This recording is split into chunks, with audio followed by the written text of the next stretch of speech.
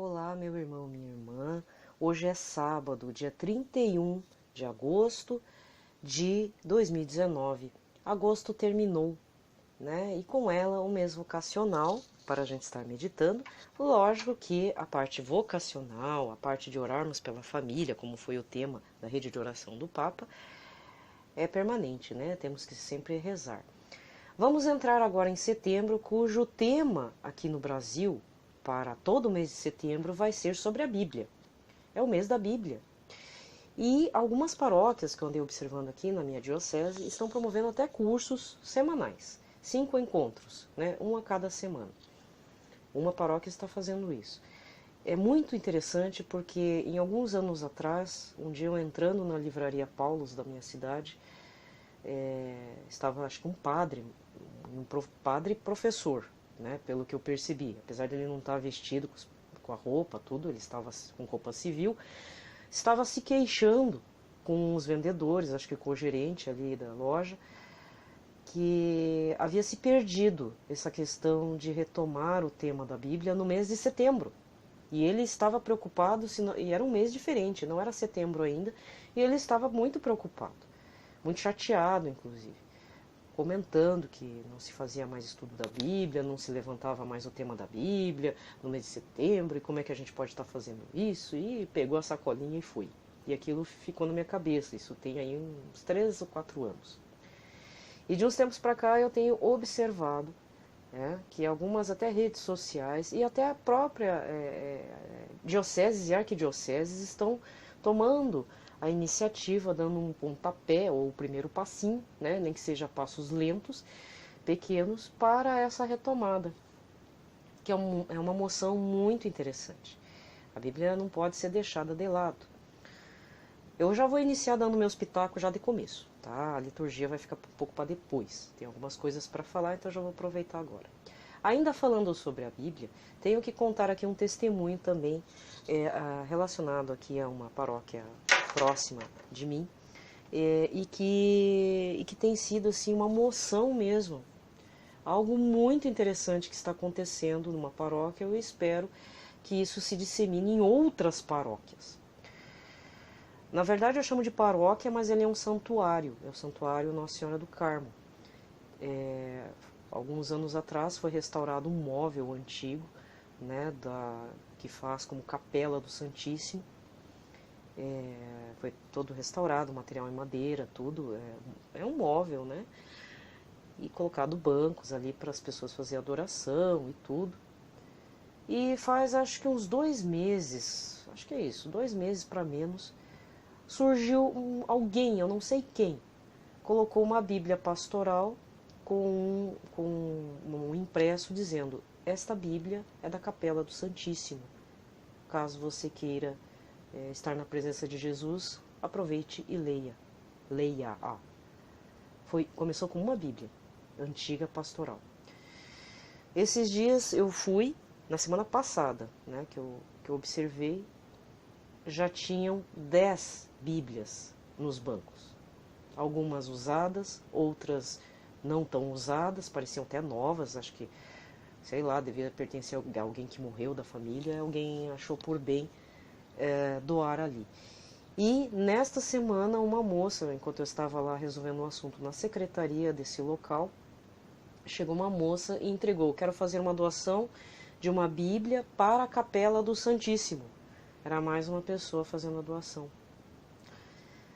Meu irmão, minha irmã, vamos entrar no mês da Bíblia. Então seria importante pensarmos se isso realmente pode trazer algum consolo para quem está na Capela do Santíssimo, inclusive chamar essas pessoas para estar na presença de Jesus com uma Bíblia. Porque muitas vezes as pessoas elas estão de passagem em alguma igreja, alguma capela, né, não está com a Bíblia na mão. E às vezes é importante, é uma forma de fazer a pessoa ficar mais tempo diante de Jesus sacramentado, né? Eu achei um gesto muito bonito e eu espero que se espalhe aqui em outras igrejas, em outras capelas do Santíssimo, né? Para que as pessoas, muitas vezes elas não compram a Bíblia. Primeiro, quando compram às vezes uma tradução um pouco complicada para ler e elas se batem. E Bíblia católica não é barata, né? Ela tem um custo. Eu já acho que comentei isso com vocês. Tem todo um trabalho de tradução e tudo. Então, o mais em conta que você vai encontrar é por volta de 35 a 40 reais, Bíblia completa, né? Inclusive, também já tive alguns áudios indicando algumas Bíblias para facilitar assim, quem está no começo. Uma delas é a tradução da CNBB e a outra é a Bíblia publicada pela Paulinas, que é a Bíblia na linguagem de hoje. Não precisa comprar capa dura, compra capa de cristal, já ajuda bastante. Depois você pode estar investindo numa Ave Maria, aquela de zíper, digital. Quando falou digital é para pôr o dedo, que tem as indicações dos livros. Não é porque é digital que está no aplicativo, né? Ou de repente lá depois você investe numa Bíblia de Jerusalém, que é bem pesada, pra falar bem a verdade. Eu tenho, então eu às vezes eu fico um pouco com a cabeça um pouco transtornada, né? A leitura exige. Então eu estou contando um testemunho muito bonito que tem acontecido e muitas pessoas eu já vi elas ali sentadas lendo a Bíblia que está lá disponível, né? Diante de Jesus. É um testemunho assim muito bacana que eu estou vendo aqui no Santuário Nossa Senhora do Carmo. Quem quiser também, não é para pegar a Bíblia e levar para casa, tá? É uma Bíblia para ser deixada ali para todo mundo, toda a comunidade e pessoas de passagem estiverem ali diante de Jesus. Não é doação não, é para ficar lá mesmo. Bem, agora vou mudar de assunto, né? Como eu falei, vou passar os informes antes, né, da leitura. Desculpe. Quem acompanha o padre Reginaldo Manzotti tem observado que ele está em missão. Ele está na Polônia, ele esteve na Polônia, quer dizer, esteve não, ele está ainda, se não me engano, na Polônia. E nesta sexta-feira, ele publicou nos stories e também no canal dele do YouTube, Padre Reginaldo Manzotti, uma viagem, uma visita para Auschwitz, o campo de concentração, infelizmente, mais conhecido, né, do tempo lá na Polônia, sobre o domínio do regime nazista.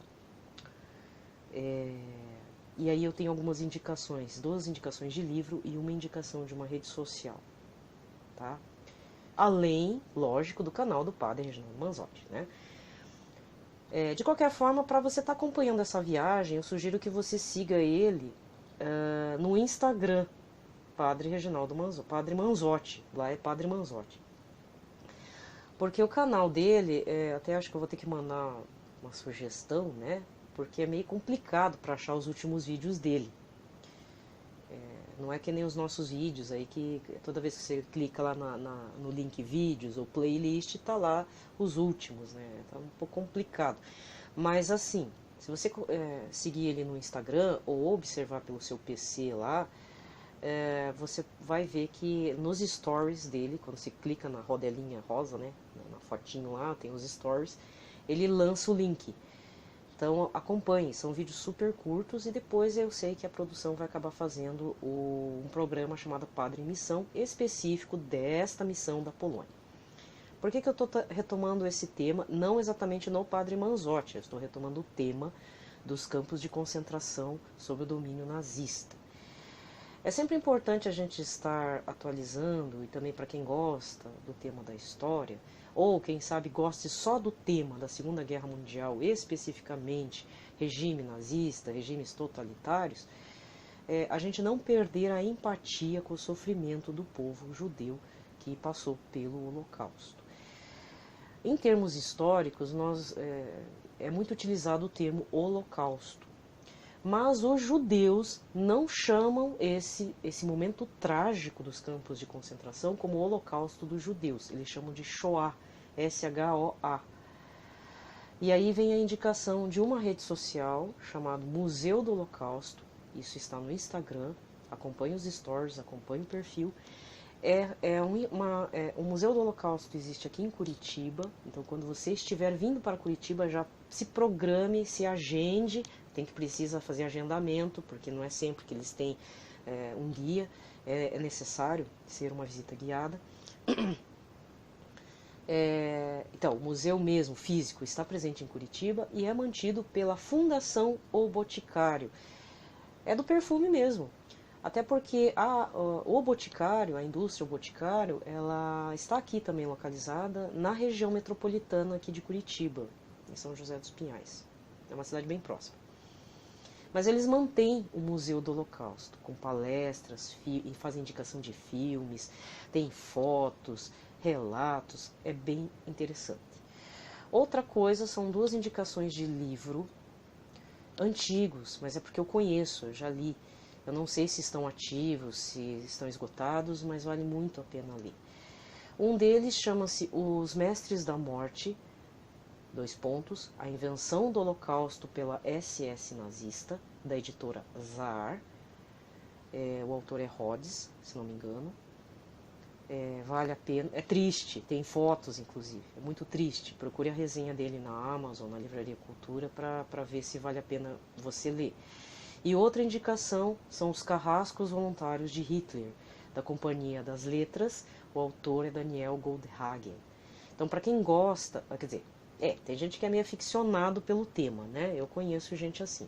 Mas se você tem interesse de saber mais sobre campos de concentração, não é exatamente o porquê, né? Não é exatamente o porquê de ter acontecido esse período, de ter acontecido um massacre, porque esse tema, por que Hitler pegou justamente o povo judeu? Essa é uma pergunta muito recorrente. Mas é necessário estarmos vendo uma outra situação que infelizmente me veio esses dias num pensamento racional, não que fosse uma monção do Espírito Santo, não, foi um pensamento racional mesmo. Que foi o seguinte: nós hoje, contexto 2019, vivemos uma tecnologia, uma alta tecnologia na área da medicina, na área da física, da química, etc, etc. Né? Nós sabemos disso. O que aconteceu lá nos campos de concentração? Infelizmente, houve uma falta de ética muito grande, em que médicos do regime nazista fizeram experimentos em seres humanos, se utilizaram dos prisioneiros, e essas pesquisas estão nas mãos de alguns países. Não é fake news, não, é só você, se você quiser aprofundar, existem fontes que dizem isso. Infelizmente caíram nas mãos dos aliados, são documentos que não podem ser revelados, pesquisas que não podem ser feitas, mas não sabemos se de fato não são feitas, porque envolviam seres humanos como objeto de cobaia mesmo. Coisas horrorosas, uma falta. Então por isso que existe a bioética, né? E mesmo assim, ainda a gente ouve coisas estranhas dentro da medicina, dentro da física mesmo. Por exemplo, muitas coisas relacionadas a armamentos, né? Quando o regime nazista caiu, foi parar na mão dos aliados, certo? Isso é histórico, não estou falando bobeira. Então é preciso estarmos sempre atentos a essa questão, não esquecermos do passado, né? Se você talvez seja uma pessoa ligada à história, vai me perguntar, tá, mas qual linha de historiografia você segue?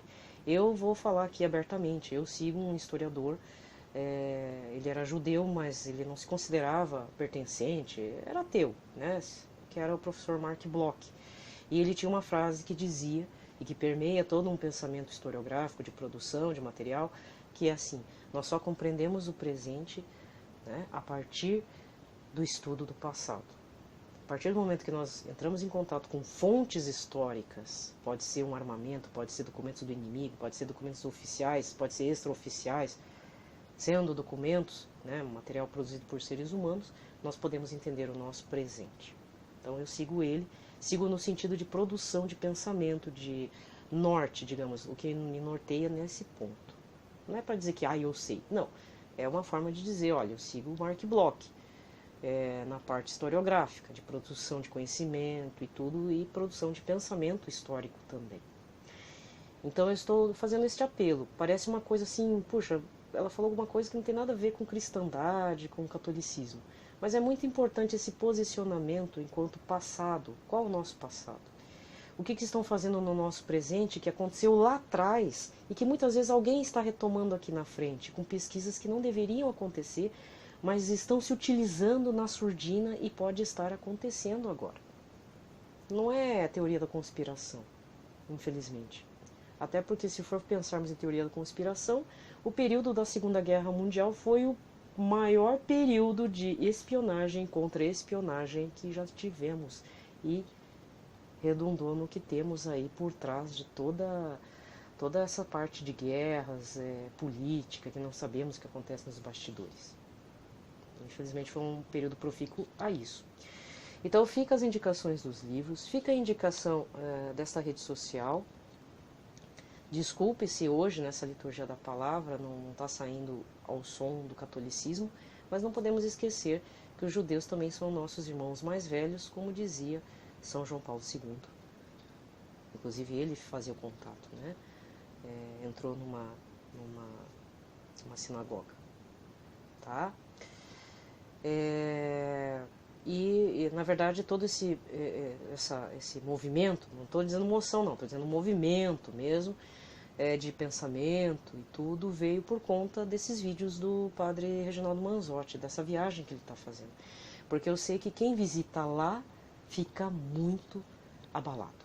Porque visitar um campo de concentração é você ver até marca de unha lá nas câmaras de gás. E as unhas estão já quase no teto. Isso é real. Existem fotos. Eu nunca fui lá, mas eu já vi fotos. É muito triste. Tá?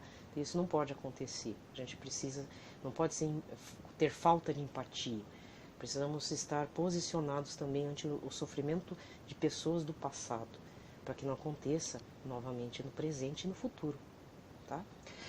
Então, a parte de pitaquices acabou. Agora vamos entrar na liturgia da palavra.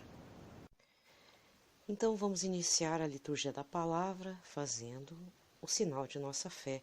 Pelo sinal da Santa Cruz, livrai-nos Deus nosso Senhor dos nossos inimigos, em nome do Pai, do Filho e do Espírito Santo. Amém. A primeira leitura deste sábado, dia 31, está na primeira carta de São Paulo aos Tessalonicenses. Irmãos, não é preciso escrever-vos a respeito do amor fraterno, pois já aprendestes de Deus mesmo a amar-vos uns aos outros, e o que já estáis fazendo com todos os irmãos em toda a Macedônia. Só podemos exortar-vos, irmãos, a progredir de sempre mais. Procurai viver com tranquilidade, dedicando-vos aos vossos afazeres e trabalhando com as próprias mãos, como recomendamos. Palavra do Senhor. O responsório de hoje está no Salmo 97, com o refrão: O Senhor julgará as nações com justiça. O Senhor julgará as nações com justiça. Cantai ao Senhor Deus um canto novo, porque Ele fez prodígios.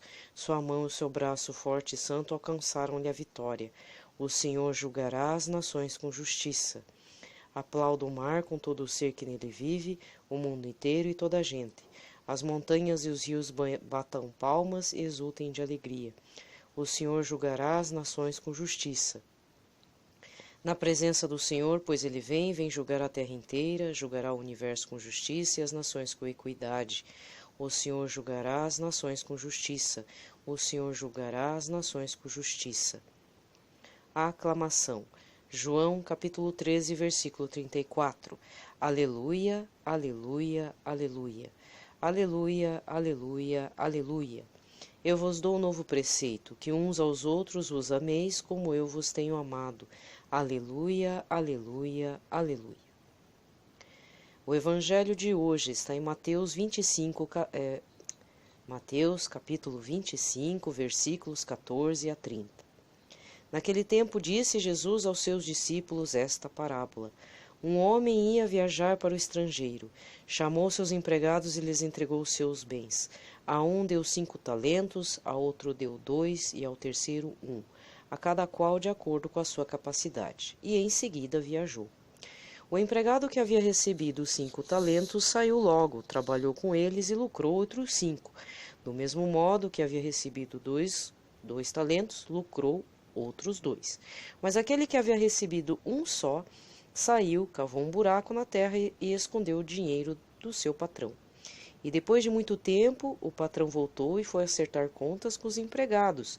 Os empregados que haviam recebido 5 talentos, entregou-lhe mais 5, dizendo: Senhor, tu me entregaste 5 talentos, aqui estão mais 5 que lucrei. O patrão lhe disse: Muito bem, servo bom e fiel. Como foste fiel na administração de tão pouco, eu te confiarei muito mais. Vem participar da minha alegria. Chegou também o que havia recebido 2 talentos e disse: Senhor, tu me entregaste 2 talentos. Aqui estão mais 2 que lucrei. O patrão lhe disse: Muito bem, servo bom e fiel. Como foste fiel na administração de tão pouco, eu te confiarei muito mais. Vem participar da minha alegria. Por fim, chegou aquele que havia recebido 1 talento e disse: Senhor, sei que és um homem severo, pois colhes onde não plantastes e ceifas onde não semeastes. Por isso fiquei com medo e escondi o teu talento no chão. Aqui tens o que lhe pertence. O patrão lhe respondeu: Servo mau e preguiçoso, tu sabias que eu colho onde não plantei e que ceifo onde não semeei? Então devias ter depositado meu dinheiro no banco, para que ao voltar eu recebesse com juros o que me pertence. Em seguida, o patrão ordenou: Tirai dele o talento e dai-o àquele que tem 10, porque a todo aquele que tem será dado mais, e terá em abundância, mas daquele que não tem, até o que tem lhe será tirado. Quanto a este servo inútil, jogai-o lá fora na escuridão, ali haverá choro e ranger de dentes. Palavra da salvação. Meu irmão, minha irmã, aqui termina a liturgia da palavra e eu desejo a vocês que a proteção de Nossa Senhora esteja com todos e que o nosso Senhor Jesus Cristo nos acolha em seu sagrado coração. Fiquem em paz, um ótimo fim de semana a todos, um ótimo sábado e um ótimo domingo para vocês.